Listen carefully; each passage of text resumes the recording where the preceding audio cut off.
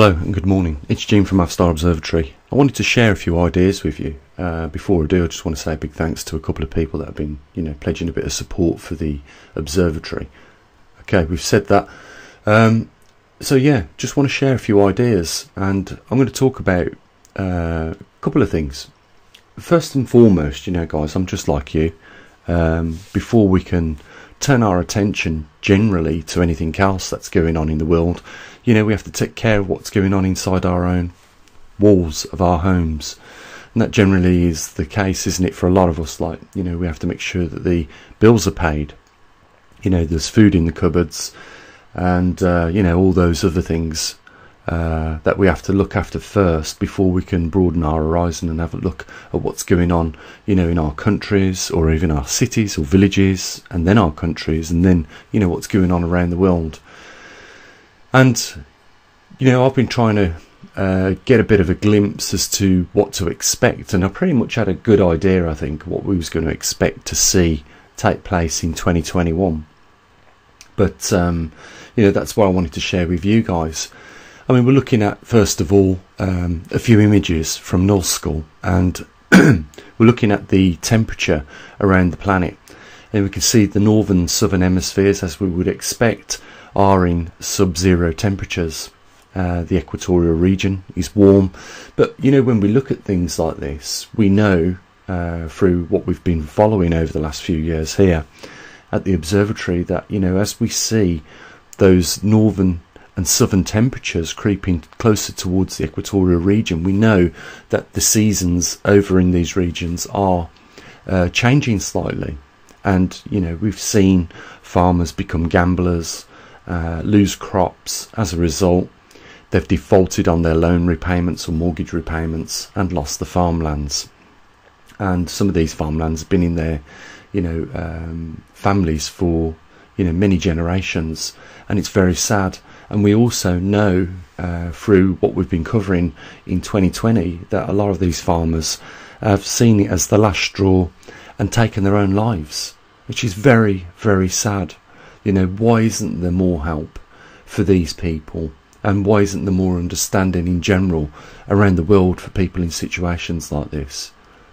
We are supposed to be in 2021 now, the 20th century.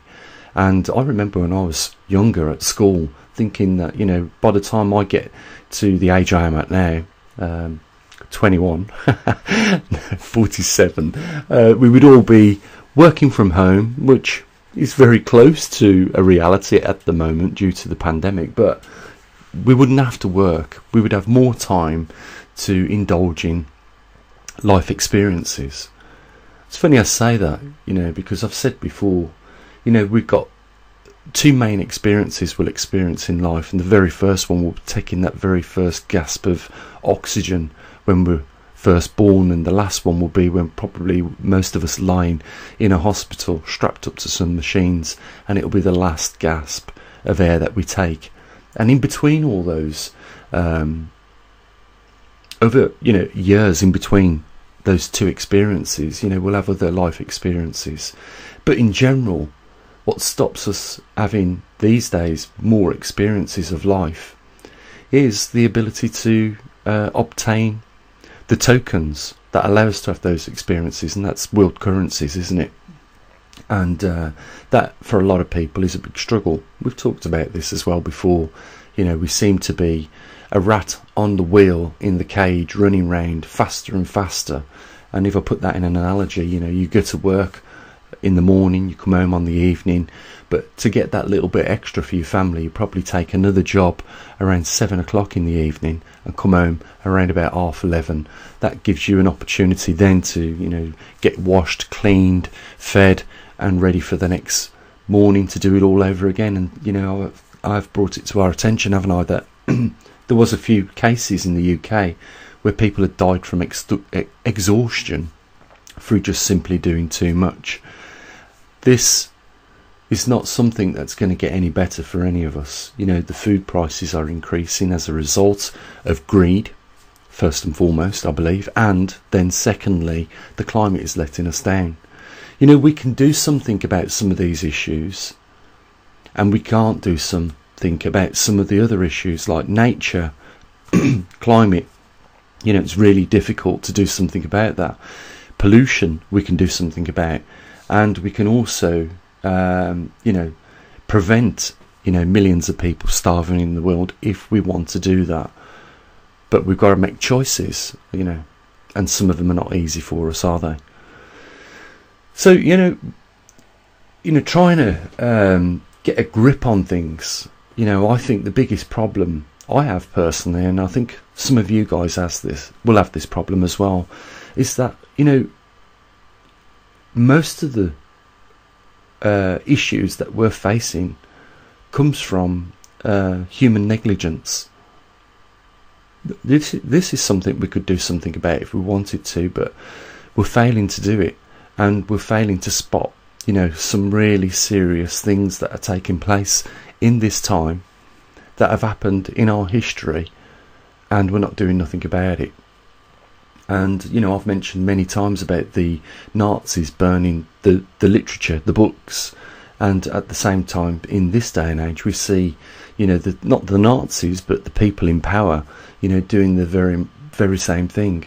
It's easier for me to trust more in nature than it is for me to trust in human activity. Let's just think about that for a little bit, guys. You know, we can trust in, you know, the changing climates. We can trust in the fact that we've got an Earth that's going through a magnetic reversal and the magnetosphere is weakening. We can trust that the Earth is in an all-time low for the last 33 years, getting on 34 years now. We can trust these things. But what we see and hear on mainstream media is very difficult truths to swallow. Just to divert a little bit to America, you know, I really am concerned for what's going on over there. You know, talking about censorship, it's very easy to spot the truth when people start to get censored these days. You know that they're talking about a lot of truths. You know, we've been hit heavy on this channel. I've showed you many times how they censor us and how they've embarrassed themselves for not doing a better job of it. What am I talking about? The fact that they put down in the analytics of my channels that I've only had 28,000 views in a month, when Google pay me ad revenue for 120, 130,000 views. You know, this is something that they've made a very big mistake on, because there's no way I would be paid, and it's not a lot of money, I would be paid for 140,000 views if I'd only had 28,000 views. The amount of money that they would give me would be a lot lower. It would be probably 1/8 of what they pay me. And I'll just tell you what they're paying me now anyhow. It's around about £200 to £300 at a better month. That's about it. So it pays a couple of bills there at the observatory and nothing more. But the point is this, is that they censor anybody that tells the truth. And, you know, over the last few days I've been watching what's going on in America. You know, the storming of Congress building, you know, and the censoring that they've even done on Donald Trump. Oh, you know, I've got to say, Donald Trump and Biden has split the country into two. And Donald Trump has come out as the master and chief of the country, or the president of the country, and said there's been voting electoral fraud. And, you know, that in itself should open people's eyes up. But here's the thing that really caught my attention, was recently Donald Trump was banned from Twitter, Facebook and Instagram. And Bill Clinton had came out and started running Donald Trump down. George Bush had come out and started running Donald Trump down. And then Barack Obama followed suit. And then lots of high-level celebrities came out and done the same. It was like a collaboration of a swarm of attacks to discredit somebody, you know, in an era where we're supposed to have freedom of speech. You know, I know that there will be some people supporting Biden in the comment section, some people supporting Donald Trump. But what I will say is, you know, like all of us on YouTube, how we get censored, that was exactly how Donald Trump was censored. And that raises suspicion with me from the get-go. I think there's something there. I think they're trying to silence him, because I think even now he still has the ability, I think, as far as these people that want to censor him, to change what has happened. I just think, you know, if there is any level of voting fraud, that the whole thing should be done again. And where the fraud took place, measures should be put in place to prevent that happening again. And it should continue. You know, if there is fraud on a level which is, you know, of any scale which will swing a vote, then it should be continuously run again until there is an honest election. Now, you know, you'll hear Biden talking about democracy. Well, you know, I really do cringe at what will be in store for America with a Biden leadership. You know, I don't think either one of them really should have been in power.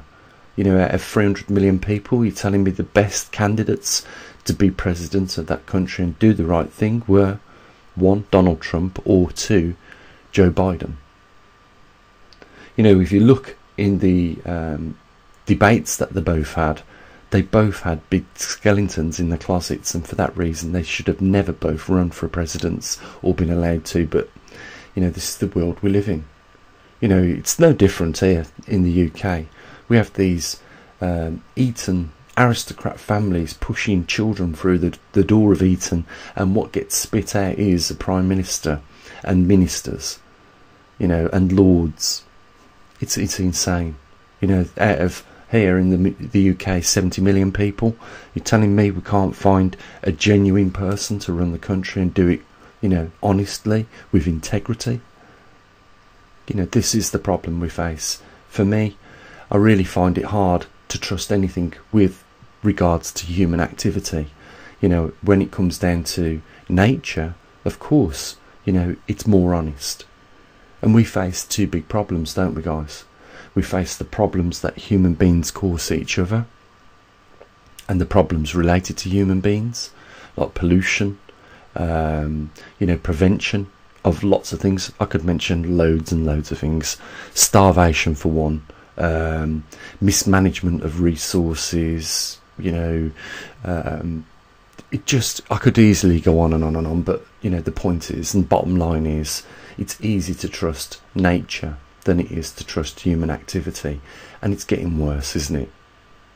You know, the behaviour of people is becoming much worse. And I've seen over the years, and I've talked about this before, there is a purposeful dismantlation of communities. They don't want people to talk with each other in communities. They don't want people to be on side with each other in small towns, cities and countries, because whilst we're all against each other, fighting against each other, arguing against each other, we're not united. And when we, you know, if we was united, we would be something that wouldn't stand for the atrocities and corrupt behaviour of the people that are running countries.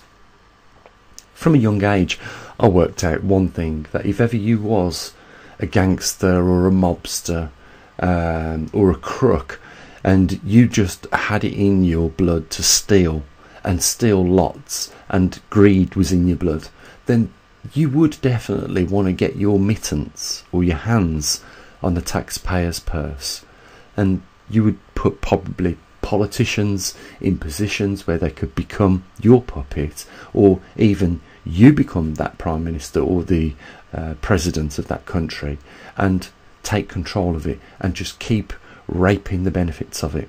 I can give you one example. Over in Russia, Putin's been in power now for 30 odd years. He used to work for the KGB, so there was at that point in time a communist country and everybody was paid the same, although we know it wasn't quite a communist country, because communism, I've got to say this, has never been tried anywhere in the world. Because I'll say the reason why Russia weren't doing communism, because there was, you know, people in high-powered jobs that was allowed to go to barns in countrysides and help themselves to luxury items. It was like Fritz. You know, they had their benefits.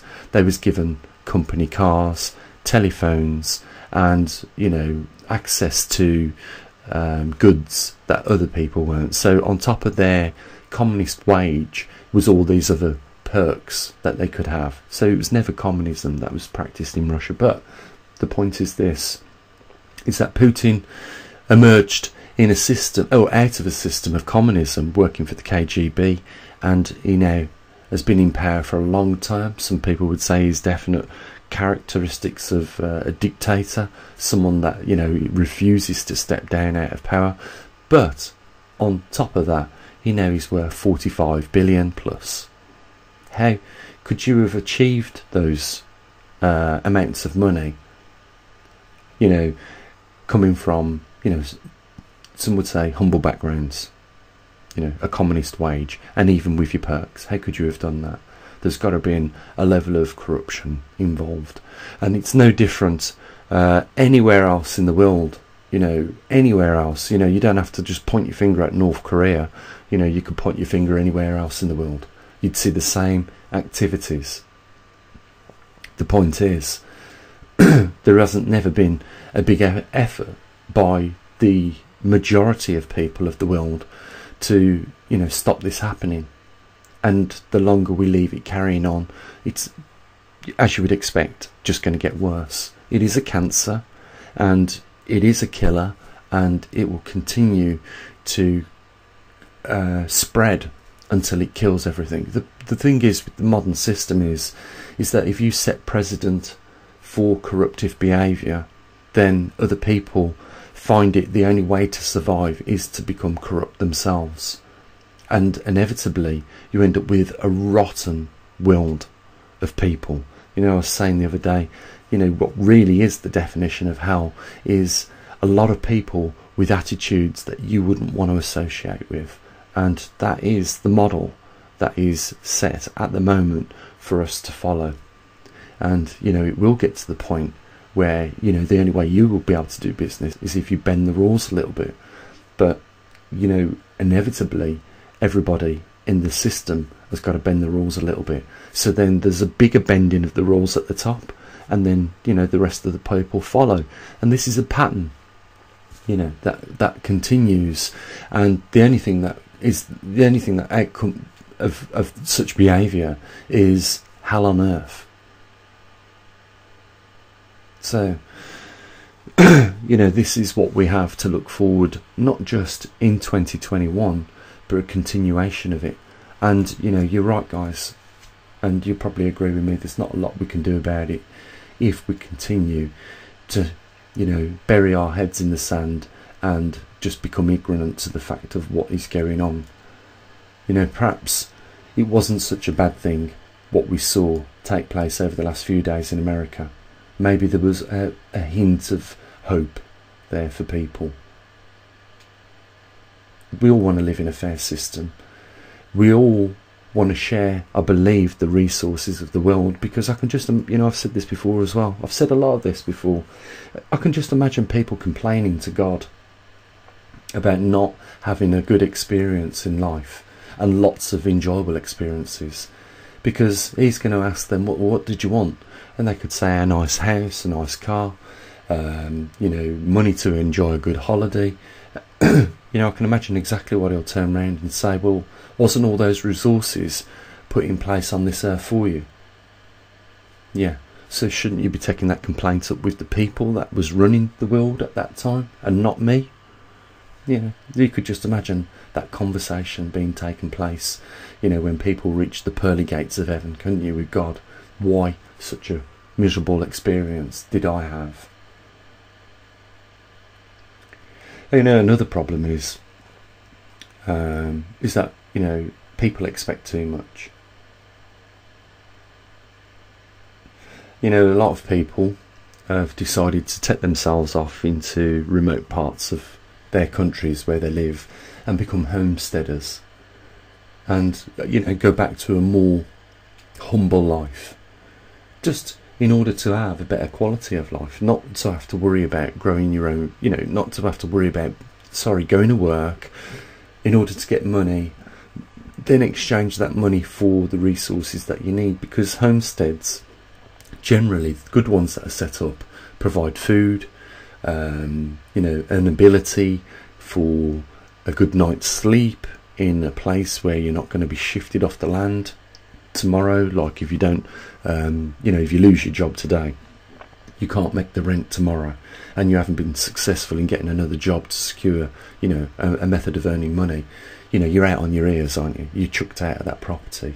You know, with these homesteads, you know, it's a little bit more safer. And let's face it, if you're out the city, you're not in something that is heavily dependent on services and you know, the logistics of items coming in to keep that city artificially sustained. So, you know, just wanted to share a few ideas with you guys today. You know, I think the main thing is it's very easy to trust in something solid like nature. You can see the gradual changes, you know it's honest, these changes, and you know when it comes down to human beings it's a little bit more of a different story. You know, it's very sad to see, you know, people divided over in America right now, split the country is, but it's not just, you know, related to America, it's all around the world. And you know, even if it wasn't the case where America was split in two with Biden and the Trump election, you know, it'd be the communities in those states divided, just like it is over here in the UK, in Britain, you know, with Ireland, Scotland and Wales and England, you know, and this is the same case for the European bloc, you know, exactly the same. You know, we're all divided, and it seems like it was by design, sadly, and you know, we're not doing nothing about it. Yet we've had, I'll just say this before I end this video, we have had the demonstrations of our history of how to overcome these problems, you know, through defiance, unions, and you know, generally working together and not accepting, you know, the corrupt behaviour. So I'll leave it on that note, guys. You know, we're just waiting for some data to come in from one of our locations around the world to, you know, update you on, you know, what's going on with the magnetic intensity around the world. And we're about, I don't know, 9 days away from doing a latest magnetic pole reversal. You know, I just hope that, you know, you are interested in these things, see a worthy cause in them, and you know that they are important to you, enough for you at least to support what we do here at the observatory. And with that, you know, I'll just mention the links down there if you want to, and I'll say what I usually do, guys. You know, enjoy your day, and give me your thoughts in the comment section. So as always, bye for now.